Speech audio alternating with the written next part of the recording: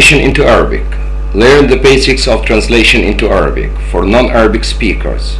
For any inquiries, contact me, Ahmed Abdulrazik Mohammed at gmail.com. The first thing I'd like to start with is adjectives, as-sifat. Now let's read this example. The bright white of the wall dazzled his eyes. So look at this. Here we have the noun white and we have the adjective bright preceding the noun or modifying it, because this is usually the case in English, but in Arabic the adjective follows the noun. So here we need first to understand the meaning of these words. Bright means nasi', lama'. White means bayad, it's a noun. Dazzle means yubhir. But here's the thing, we have for bright we have nasi' and lama'. But nasi' best collocates with white in Arabic. Usually we describe something which is very white as nasi' bayad. So it's better to use this adjective because it collocates best with white. So this is usually the case. When you translate into Arabic, we start with the verb. Here we have the verb dazzle. As we said before, dazzle means yubhir. This is the present form of the word, of the verb, I'm sorry. But here we have past, so we need to use bahara, which is the past form of the verb yubhir.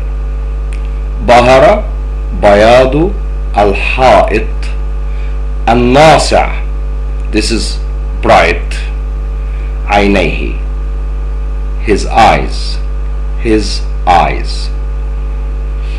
This is very simple. Once you know the rule that the adjective follows the noun in Arabic, you're going to be able to translate very well.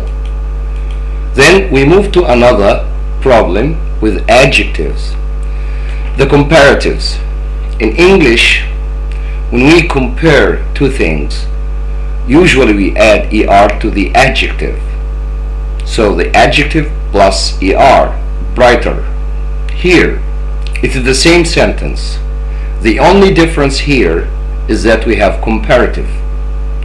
How are we going to deal with this problem in Arabic? We need first to understand the sentence. The brighter white color of the wall dazzled his eyes. So the color here, or the white color here, is brighter. So we need to think of a way to say this in good Arabic. So we're going to start like this. Bahara, bayad, al-ha'it, and we're going to substitute er here with this word al-aksar, which means more in English. Nusu'an, aynayhi. This kind of sentence is acceptable for the Arabs because for many reasons bayad, as we said before, collocates with nusu'an, and this is a good word. So here the translation is wonderful. Another example with the problems we have with these adjectives in English when we translate into Arabic is this example. His limited education prevented him from understanding the situation. We need first to understand the meaning of some words here in this example. For example, we have prevent from, which means yamna min. Education, which means ta'lim. Understand means yafham.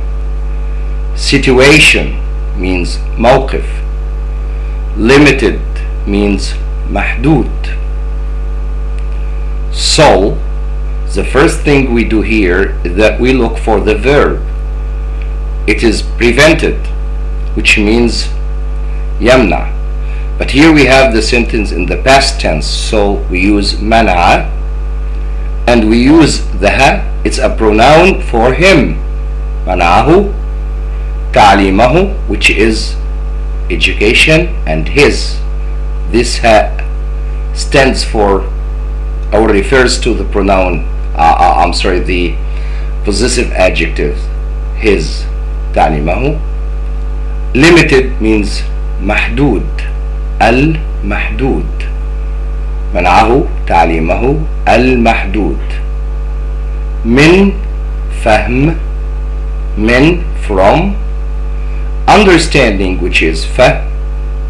The situation الموقف. So this sentence so far is very simple, and we can handle it and translate it well. Now we move to a more complicated structure. Look at this example. We have a comparative here. His more limited education prevented him from understanding the situation. So we know limited is محدود, but if we want to translate it like the previous sentence, the style and will look weird for the Arabs. So we have got to do something here. We have to look for other alternative or options, considerable options, to make this language understandable and doesn't sound strange for the Arabs, for example. So here we have something called da'il, which means very little. Very little. Da'il means very little. So look at this example. منعه تعليمه البالغ, which is like extremely. البالغ means like extremely. الضآلة, this is a noun. So da'il is an adjective. So what we used here is noun instead of the adjective, and we say البالغ الضآلة. البالغ الضآلة. From understanding, which فهم, the situation. From understanding the situation. Tenses translation. ترجمة الأزمنة. Present continuous. In Arabic, we don't have tenses to represent the present continuous. But what we can do here is sometimes we use a present form of the verb, and sometimes we can use an adjective. Look at this example. Look, she's crying. انظر إنها تبكي. So here we use the present form of the verb. Cry means يبكي, but because it's a girl, we say تبكي. Ahmed is sleeping now. Sleeping is a verb. Sleep means ينام. So we say أحمد نائم الآن. نائم is an adjective. It's not a verb because the verb is ينام.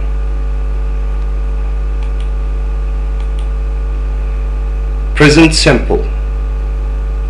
Metals expand on heating.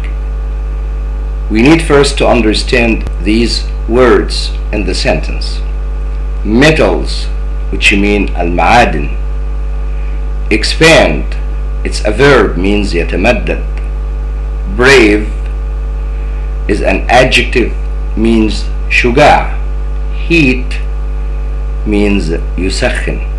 I mean to make something hot. Look at the example. Metals expand on heating. So we start as a verb with the verb as usual. تتمدد المعادن بالحرارة. But here we did something, and we need to understand what we did in this example, because as we said before, heat is a verb. which means يسخن. But حرارة is a noun which means temperature. So to make the translation more understandable for the Arabs, we substituted the verb with the noun. Instead of saying the verb heat, which means يسخن, we said حرارة, which means temperature. So تتمدد المعادن بالحرارة. Let's now move to the second example. Men are brave. Here we have verb to be. We know that an Arabic sentence doesn't have to contain a verb. So here when verb to be is followed by an adjective, we can just drop it from the translation. We say الرجال شجعان, because brave means شجاع. Now let's practice these new words. Minerals, المعادن. Expand, يتمدد. Brave, شجاع.